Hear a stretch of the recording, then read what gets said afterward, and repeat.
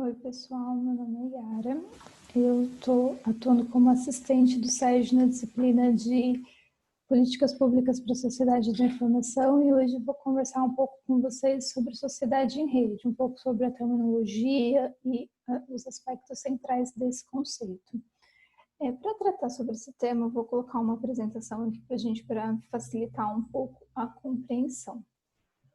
Só um minuto, deixa eu compartilhar aqui com vocês a minha tela. Acredito que vocês estejam vendo já. E eu vou começar aqui explicando que nessa primeira aula a gente vai falar como definir e compreender a sociedade da informação, a sociedade em rede. Porque nas próximas aulas a gente vai ter que ter esse conceito um pouco claro para a gente entender como essa sociedade da informação vai afetar a formulação, a estruturação de políticas públicas. Inicialmente, eu vou falar um pouquinho sobre como surgiu esse termo. O termo sociedade em rede ele foi desenvolvido pelo sociólogo espanhol Manuel Castells, nesse livro aqui, que é uma das principais referências que a gente tem sobre o estudo do tema. O Castells fez um trabalho de muito fôlego, falando sobre os aspectos econômicos, sociais, culturais, sobre a sociedade em rede e das transformações tecnológicas que a gente viu nas últimas décadas. Então, o primeiro aspecto que eu acho que é importante a gente destacar é a questão da terminologia. É muito comum a gente ouvir falar do termo sociedade da informação, sociedade do conhecimento, inclusive é o nome dessa disciplina. No entanto, o próprio Castells, ele discorda do uso do sociedade da informação, porque ele fala que tanto a informação quanto o conhecimento eram aspectos presentes nas sociedades anteriores à que a gente vive atualmente. Então, eles não são o ponto que diferencia o nosso momento histórico dos momentos anteriores. Ele vai usar, por sua vez, o termo sociedade informacional ou economia informacional. Nesse uso do termo, ele está muito mais associado ao que a gente usava antigamente, ou como a sociedade era classificada, como sociedade industrial, se referindo às formas de produção. Então, quando a gente está falando sobre sociedade informacional, a gente está falando de uma substituta da sociedade industrial, mas isso a gente vai falar um pouquinho mais para frente. Para o Castells acontece uma revolução tecnológica caracterizada principalmente por alguns elementos como a microeletrônica, a comunicação digital, as redes tecnológicas e a engenharia genética. Essa transformação ela começa a se dar principalmente nos anos 60, 1960, com foco nos Estados Unidos e também no Vale do Silício, que até hoje é a nossa referência quando a gente vai falar de tecnologia e inovação tecnológica como um todo. Então, como o Castells vai falar que o termo correto é sociedade em rede. Por quê? Porque para o Castells, o principal aspecto que diferencia a nossa organização social moderna das formas anteriores é que a gente consegue se organizar em redes tecnológicas. E essas redes, elas saíram de uma esfera privada, que antigamente, por exemplo, você só estabelecia uma rede com quem você realmente conhecia, com quem estava ali no mesmo local que você. Atualmente, as redes elas têm um caráter amplo, elas atingiram uma esfera pública, por exemplo, a organização de igrejas, de estados, de empresas. Então, as redes elas não estão mais no âmbito privado da vida, mas também no âmbito público. A parte disso, o Castells ele vai falar que, apesar dessa sociedade em rede ser um fenômeno global, ela vai se manifestar de formas diferentes de acordo com a cultura, com a trajetória histórica e com as instituições de uma determinada sociedade. Isso quer dizer que a gente não pode falar que é a mesma coisa como a sociedade em rede se manifesta nos Estados Unidos e na América Latina, e mais especificamente no Brasil, por exemplo. Você tem que considerar os aspectos históricos de formação desse lugar para entender como a sociedade em rede vai se manifestar. E outro elemento que é distinto na sociedade em rede é a organização flexível e adaptável. Isso quer dizer que essas redes elas vão se retroalimentar acumulativamente. Isso quer dizer que uma nova tecnologia vai gerar outra, que vai gerar outra, que vai gerar outra. Então, as coisas elas vão num sentido de estar sempre se influenciando e se transformando. Elas não são tão estáticas como elas eram na sociedade industrial, que teve sim suas transformações, mas elas não eram tão rápidas. Porque hoje em dia, por exemplo, é comum a gente ouvir falar que nos últimos 10, 20 anos houve uma produção do conhecimento, um desenvolvimento tecnológico muito maior do que em todo o período histórico que nos antecedeu. Então é sobre isso que o Castells está falando. Uma questão importante da sociedade em rede é que para o Castells, a coluna vertebral da sociedade em rede vai ser a comunicação, as redes de comunicação. Então a gente consegue ver o quanto esse aspecto é central no desenvolvimento dessa sociedade que o Castells está estudando. Outros autores também, mas eu estou me baseando aqui principalmente nesse autor. Então, assim, ele vai falar que essas esferas de poder, que as redes, elas são determinadas por esferas de poder. Então, na sociedade da comunicação, você tem essa estrutura organizacional determinada pelas redes de poder prévios. Então, assim, a mídia, por exemplo, ela tem poder e ela tem uma rede formada de organização midiática, não que seja a única forma de comunicação, tá? Mas é um exemplo. E daí, mas nessas esferas de poder, essas redes elas não se substituem, elas meio que elas não se entrelaçam, vamos dizer assim, mas elas formam nós. Por exemplo, quando você tem o interesse do Estado e o interesse da mídia convergindo, então você tem um nó ali de contribuição nesse aspecto específico. Quando a mídia e o Estado têm interesses divergentes, você tem um ponto de disputa entre essas duas redes. Então, elas não vão se juntar, elas em alguns momentos se aproximam ou se separam, dependendo dos interesses específicos para a manutenção do poder. As redes de comunicação são globais, isso quer dizer que ela afeta toda a humanidade, o que não significa que ela é igual para todo mundo, ela é excludente, sim, e o Castells vai falar isso principalmente no sentido de que, por exemplo, quem faz a tecnologia e quem consome a tecnologia. As elites são as responsáveis pela formulação, então elas aprendem fazendo, enquanto a maior parte da população mundial, elas aprendem usando. Então você pega um celular e você vai descobrir quais são as funcionalidades dele, mas você não interfere no que ele é capaz de fazer. Isso limita as possibilidades de transformação. Então, o pacote tecnológico ele continua respondendo às necessidades das relações de poder. Um exemplo entre as redes de poder e comunicação global é a área financeira. Atualmente, todo o setor financeiro, boa parte dele, é estruturado com processos digitais. O dinheiro não existe fisicamente. Para fazer uma transação, você não precisa dar dinheiro vivo. Você faz uma transação online. Isso significa que as redes financeiras e as redes de comunicação elas estão extremamente entrelaçadas, porque a operação financeira depende dessa infraestrutura de rede de comunicação. Por exemplo, a partir de uma informação, uma empresa pode perder milhões de valor de mercado, ter o valor das suas ações despencando em questões de segundos em bolsas de valores de todo o globo. Então, esses aspectos estão intrinsecamente relacionados. No entanto, apesar dessas redes de poder e poder em diferentes áreas, a gente pode falar que o Estado é o pressuposto para o funcionamento das outras redes. Tanto na sua origem, que o Castells vai apontar que o surgimento da revolução tecnológica aconteceu em decorrência do investimento do Estado americano, principalmente na área militar, e nas décadas seguintes o incentivo a determinadas iniciativas, mas partindo de um investimento público.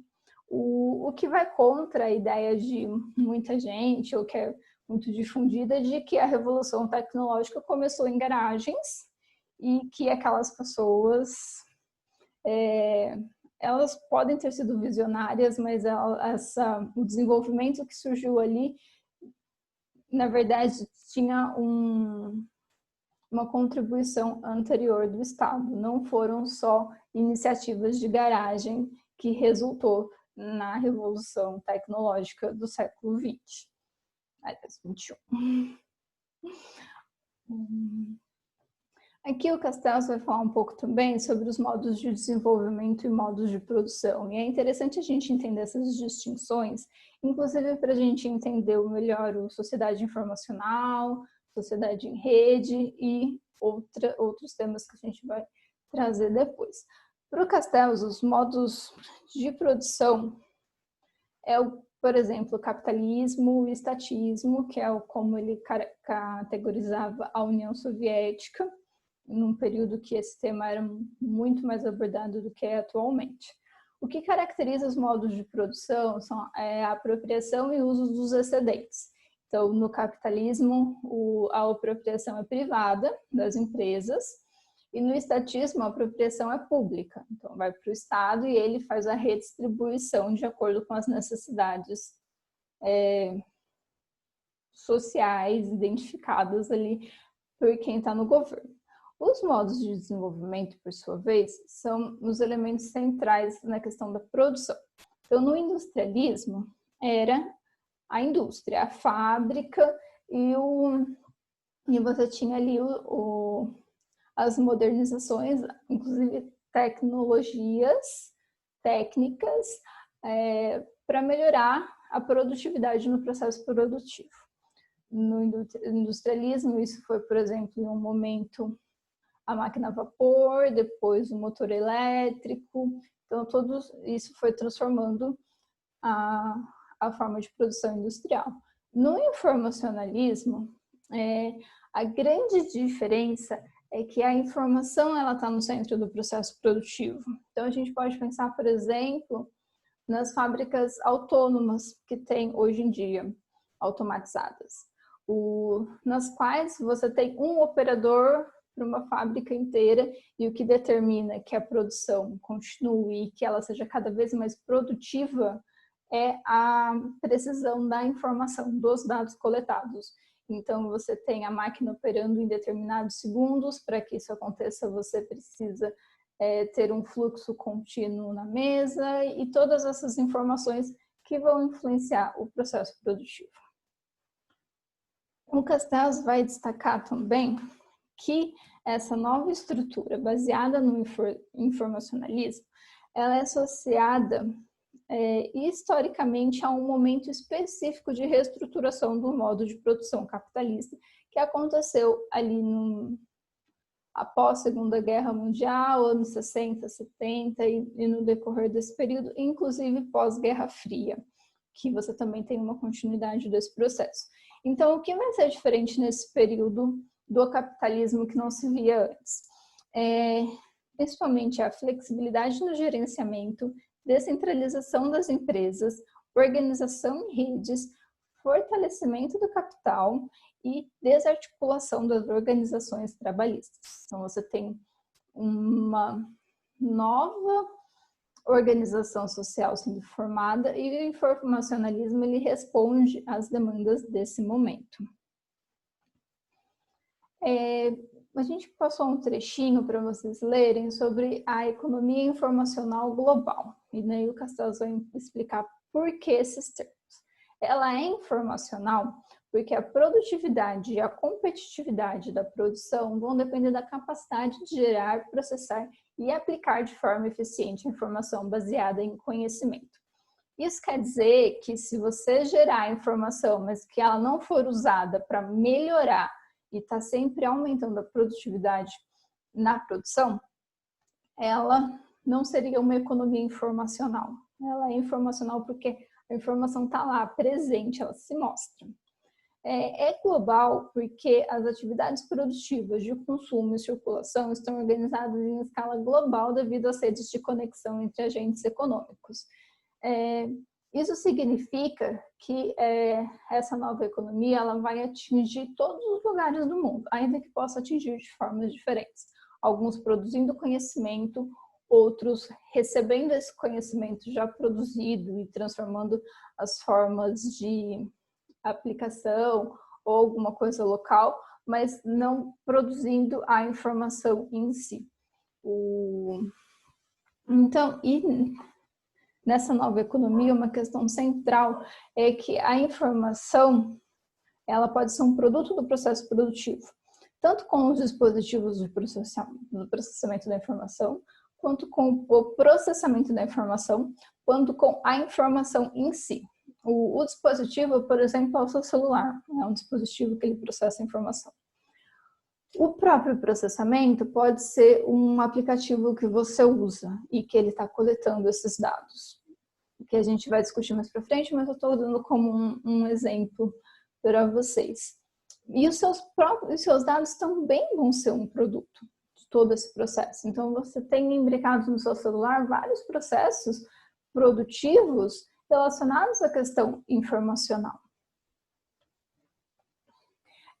Para o Castells, o paradigma tecnológico ele é determinante na organização da sociedade em rede. O paradigma tecnológico é um grupo de inovações técnicas, organizacionais e administrativas interrelacionadas que influenciam o desenvolvimento de produtos e sistemas, mas também afetam a dinâmica do processo produtivo.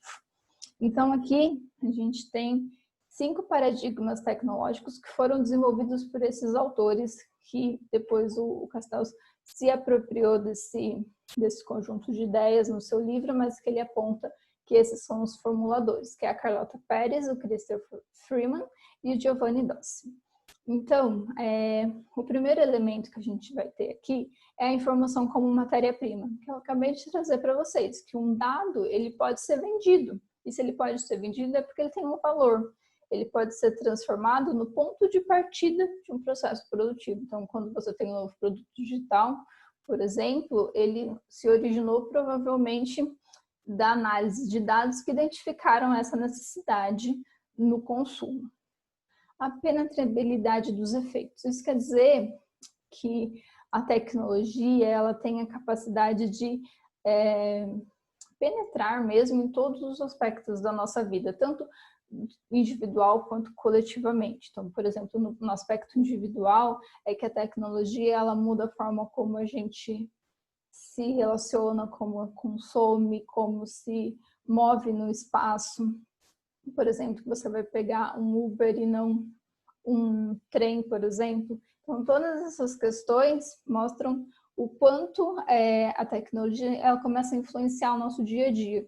E na questão coletiva também, porque ela vai interferir nos trabalhos, os novos postos de trabalho, novas funções. A forma de circulação global das mercadorias, da circulação global de produção também, porque hoje você tem um mesmo produto que ele pode ter peças que foram fabricadas em diferentes locais do mundo. Isso só é possível por causa dessa organização em rede.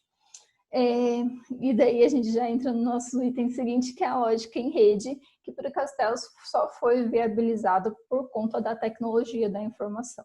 E daí ele vai destacar alguns dos dispositivos que permitem isso, como os microchips, como as infraestruturas físicas, hardware, software. Então você tem todo um aparato tecnológico que viabiliza que essa lógica em rede ela seja global, seja pública, como a gente falou anteriormente. Eles voltam aqui no ponto da flexibilidade, que a gente já falou, então é um processo que ele está constantemente em transformação. Não é à toa que a gente fala em inovação tecnológica no nosso dia a dia, é uma coisa que se tornou muito presente na nossa sociedade, então essa flexibilidade das tecnologias e essa adaptabilidade delas, elas estão constantemente mudando e gerando novos produtos, novos sistemas. E por fim, a convergência tecnológica para formar um sistema integrado. Isso quer dizer que você consegue juntar várias pequenas tecnologias para formar uma nova tecnologia. Então, elas não estão em disputa, elas estão convergindo por um interesse comum. Por exemplo, essa foi a principal transformação que foi possibilitada pelos microchips, porque hoje em dia, há décadas atrás, um computador era algo imenso com microchips imensos. Hoje em dia, um computador pequeno, que você pode levar ele para qualquer lugar, ele tem uma conexão e uma capacidade de processamento muito grande. Então, você tem todos pequenos sistemas trabalhando em conjunto para desenvolvimento de novas tecnologias. Então, você tem uma convergência tecnológica. Era isso que eu queria apresentar para vocês hoje sobre a sociedade em rede e sobre quais as características dessa organização social que a gente vive. E se vocês tiverem alguma dúvida, alguma questão, a gente vai ter outras oportunidades para conversar mais para frente, tudo bem?